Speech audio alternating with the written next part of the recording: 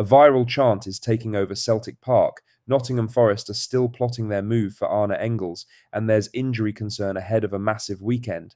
Plus, a former Celtic star gets an emotional reaction from Liverpool's Jeremy Frimpong, and a fan favourite is heading to China. It's been a dramatic 24 hours, but first make sure you like this video and subscribe to the channel for more Celtic content.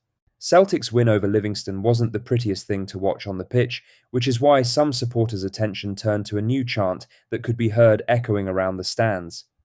A late winner from debutant Alex Oxlade-Chamberlain salvaged the win for the Hoops. The title race continues to heat up, with every single win absolutely pivotal. You could feel the anxiety from the stands, but thankfully, the Ox saved the day. Elsewhere, Stephen Welsh, currently on loan at Motherwell from Celtic, popped up with a late equaliser against Rangers in North Lanarkshire. That one was definitely noted as well. But while the football stumbled along, something else caught the ear inside Celtic Park.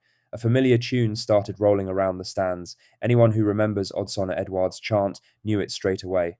I Wanna Be Edouard once bounced around the stadium to the Stone Roses classic I Wanna Be Adored. It was tied to goals, swagger, and a side moving forward. Last night, the melody came back with different words. I wanna sack the board.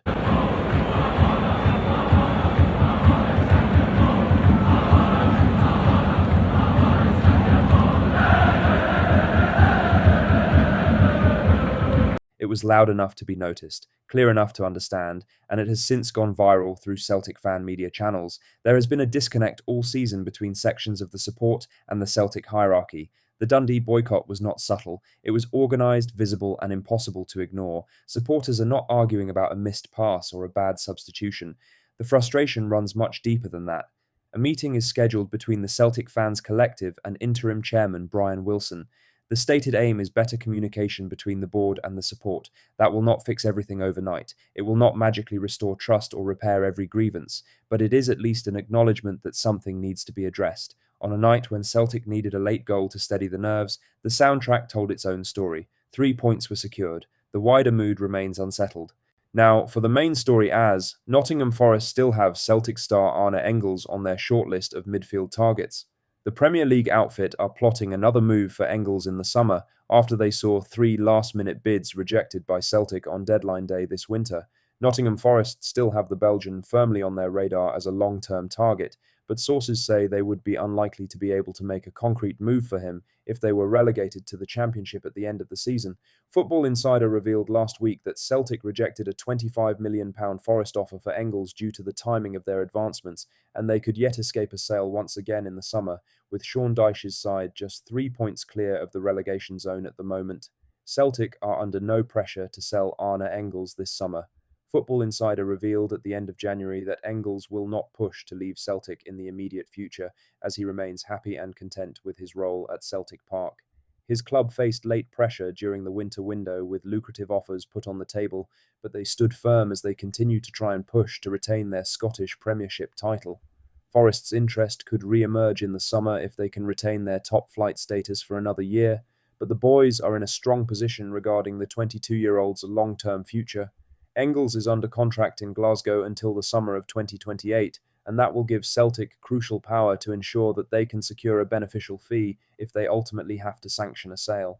Martin O'Neill's side could get even more security over their star if Forest suffer relegation, as that would be one less potential buyer off the table. Now here's some interesting news. Wilfried Nancy is in shock running for an English job. Wilfried Nancy is in the frame for the vacant Wigan Athletic job after they dismissed their manager Ryan Lowe last weekend. The Latics are currently 2 points adrift of safety in League One, with Lowe axed after a 6-1 defeat away at Peterborough United last time out. That heavy defeat was Wigan's 8th game in a row without a win in league action, and Nancy has emerged as an option to take over at the helm. Former Celtic and Wigan defender Gary Caldwell is currently the favourite for the vacant position, while the likes of Will Still and Steve Bruce are also being linked with the role. Nancy endured a disastrous spell at Celtic Park earlier this term, but he could soon be about to land his next role in the EFL. In other news, Stephen Welsh did not need a long caption. After a night that shook up the title race, the Celtic Academy graduate took to Instagram with a simple message: "Never give up, thanks for the support," alongside an image of himself mid-celebration at Fir Park. Welsh's late equaliser for Motherwell denied Rangers 2 precious points just when it looked like the Ibrox side had weathered the storm. Down to 10 men and trailing, Motherwell were up against it, despite being the better side. Then the ball broke kindly in the box and Welsh buried it, wheeling away in wild celebration, and the goal did not go unnoticed. The post quickly filled up with familiar names. Former Celtic right-back and now Liverpool star Jeremy Frimpong was among the highest profile to react, giving it a big nod of approval. So too did ex-Celtic captain Scott Brown and former goalkeeper Joe Hart, to name a few. All players Welsh played alongside once upon a time. Current Celtic players were just as quick to show their appreciation. Alistair Johnston, Colby Donovan, Arne Engels, Kieran Tierney, Dyson Maeda and Viljami Sinisalo all interacted with the post. That tells its own story. It was a big goal for Stephen personally, and it was a big goal in terms of the title race. Welsh may be on loan, but he is still very much one of their own. A Lennox Town graduate and boyhood supporter, he has had to bide his time in recent seasons. In other news, Celtic are about to go through a heavy run of games that will define this season and the potential for Arne silverware. Fighting it out in the SPFL from third spot, playing at Ibrox in the Scottish Cup for a pathway to Hampton, and the small matter of a double-header against Stuttgart in the Europa League playoff round. It means using the whole squad and keeping the team fresh. However, Celtic could be looking at a major injury concern going into this run of games, with Arne Engels going down with what looked like a quad injury in the first half against Livingston. The Belgian, who was subject of a £25 million bid from Nottingham Forest on deadline day, pulled up with Celtic winning 1-0 and had to be quickly subbed off for Rio Hatate. Arne has his critics, but he does play an important role in this team, and Martin O'Neill has relied on the midfielder more often than not to help grind out wins. Any setback means Celtic have one less player in the squad, leaving other midfielders open to injuries by overplaying minutes. We will await to see the extent of Arne's injury, and we can only cross our fingers it's a knock rather than anything serious. Lastly, a former Celtic centre-half is set to depart Europe for the first time and make a move to China. Filip Benkovic has reportedly agreed to a move to the Chinese Super League.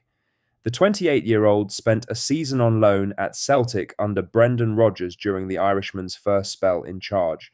He made 27 appearances in all competitions and played his part in another treble-winning campaign. He looked the part for long spells that season. Calm on the ball, dominant in the air, and comfortable stepping into midfield, he looked like an asset. However, injuries disrupted him at key moments, but there was little doubt about his ability. He later reunited with Rodgers at Leicester City, having joined the English side in a £13 million move from Dinamo Zagreb in 2018. That move never truly took off. Despite the price tag and the early promise, Benkovic struggled to establish himself at Leicester and found himself drifting through loans and short-term spells.